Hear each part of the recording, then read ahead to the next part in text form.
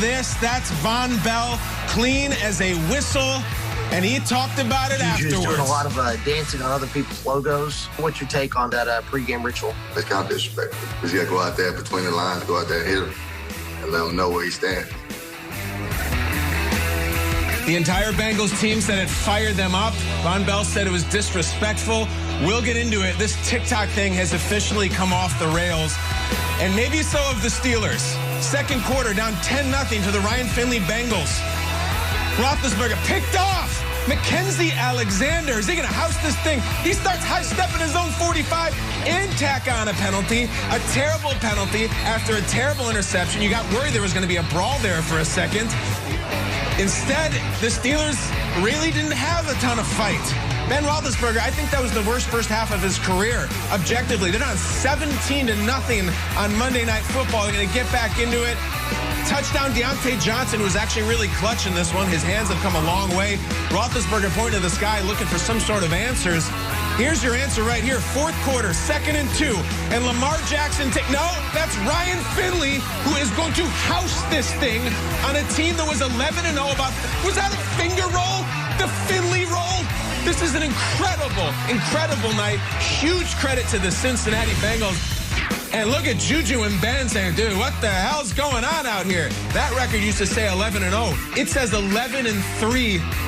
I cannot wait to play this Mike Tomlin song. Mike, does this team have confidence left? We're not a good football group right now. And so we understand the consequences that come with that. We're working on a short week. We got to be better than what we've been. And that's just the reality of it. We better not be confident after a performance like that. I'm not concerned about our confidence. We got work to do. Ooh, Coach, not an ideal time to not be a good football group. Not right now in the playoff picture. Taking form and solidifying that loss drops the Steelers to the number 3 seed in the AFC. It's very exciting music to talk about their demise slowly here to end their end. The Bills. There's the jazzy music there. Woo! They leapfrog them up to the 2 seed. Our audio guy, a Bills fan, clearly. Guys, if the playoffs started right now, Pittsburgh would face the Colts in round 1. The Bills take on the Dolphins. And the Titans-Browns would round out wild card weekend. Nate, the Bengals handled the Steelers, handed them their third. I know this was like amazing music to start the morning. The Steelers have lost 3 in a row. Well, Kyle's excited, but Kyle picked them to go to the Super Bowl. Nate, we start with you. Your thoughts? Yeah, you said handed, handled, backhanded. The Steelers credit the Bengals. You know, I could sit here and have a pity party for the Pittsburgh Steelers, but I love to credit the victors. And I'm going to credit a group of guys that went out there and showed out. Those DBs, I know we showed the clip in the middle of that highlight package where, you know, they spoke on what they saw from Juju pregame, but it was all about them being aggressive with the wide receivers. They were physical at the line of scrimmage, even more physical at the point of attack. Those 50-50 balls that as a wide receiver, I say, all right, if it's one-on-one coverage, I want you to come to me. If you're my quarterback, you trust me, come to me. The DBs were more aggressive than the Steelers wide receivers. You know, they had 1 sack, but 9 hits on Big Ben. So the D-line was ferocious. They were making Big Ben uncomfortable. But even bigger number, 10 pass breakups. So, yeah, they had 1 interception, but they almost had about 3 or 4 picks in this game.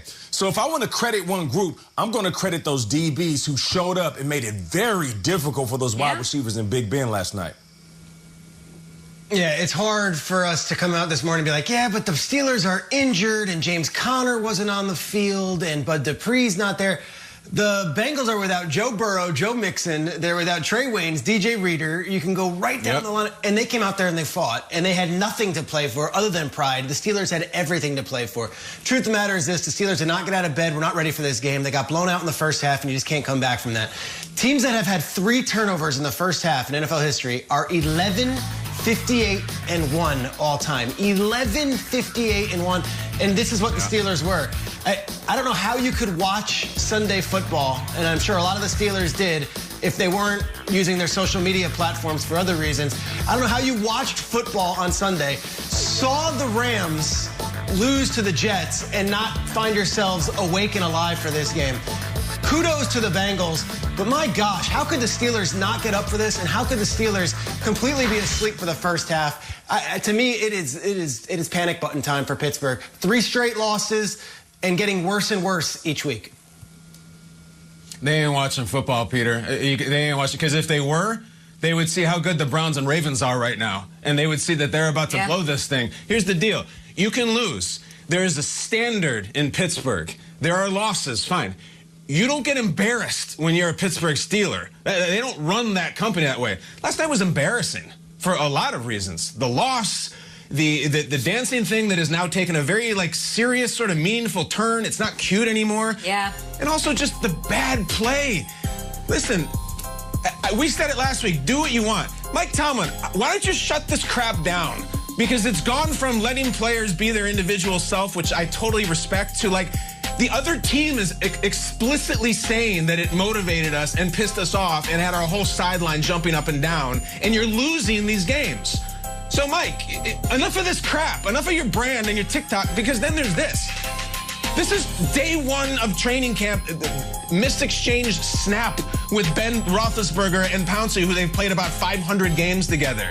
It's just bad. This looks like a terrible team in preseason, and this was the team that was going to go 16-0. I'll say this. Peter was talking a few weeks ago about the NFC East, how NFC playoff teams might behoove them to align themselves to play the NFC East winner in the playoffs. Is there anyone in the AFC who does not want to see the Steelers in the wild card round? I mean, anybody. Yeah. Anybody who gets in is like, hell, give me Pittsburgh now. I want them, because we will wax the floor with them. I don't want Tennessee, Cleveland, Baltimore, KC. I don't want it. Give me the Steelers. That's the way they look like tonight. It's practically a bye. It was an embarrassing night.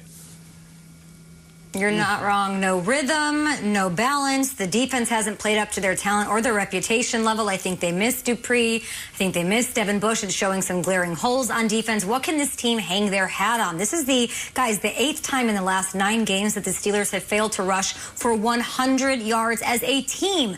They got to figure this out if they want to make waves in the playoffs. I'll also say if the Steelers guys lose to the Colts, who look really good in the AFC right now, and the Browns beat the Jets, which they probably will, the Steelers and Browns, Week 17, that is for the AFC North title. We've got other news to get to. We'll get back to TikTok, more highlights, of course, but we have to get to some unfortunate news as the NFL world and our NFL family continues to mourn the passing of Hall of Famer Kevin Greene.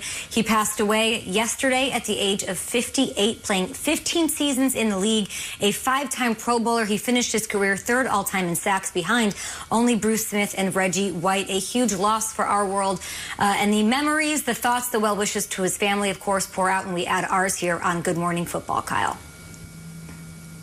Yeah, this is a big one for me personally and for a lot of people. And I think it's a big one because Kevin Greene was more than a player. Kevin Greene was an idea. Kevin Greene was an archetype. He was the madman. It's a very rare person in the game who does this. And for a lot of kids to get into football or to get into pads and play football, it's not because they want to be Dan Marino or they want to be Randy Moss. It's not about touchdowns. It's because they want to grow their hair long, have huge muscles, and hit people. They want to scream and headbutt their teammates. Kevin Greene was not the golden boy. He wasn't, quote unquote, cool. He was terrifying, and that made him awesome. And the fact that then you team up with Roddy Piper and Ric Flair to take on the New World Order, that makes you a legend. Guys, I have a personal story. I'm wearing the Kevin Greene T-shirt today. A few years ago, I was going to do a piece in the New York Jets locker room at the end of the season. Kevin Greene was their linebackers coach at the time. And I wanted to wear a T-shirt to kind of endear myself to some of the Jets. It was the end of a really bad season, and I had a few different options I was going to wear just to break the ice when I interview them. I texted Josh McCown, who was with the Jets at the time, who might be the most respected player of this era. And I said, Josh, what should I wear? I got all these T-shirts. I got Joe Namath. I got young Jamal Adams. I got this Kevin Greene thing. He goes, wear the Kevin Greene. I go, really? He's like, the other ones are great. He said, the guys love KG. Wear KG, they will love you. I wear this T-shirt into the Jets locker room.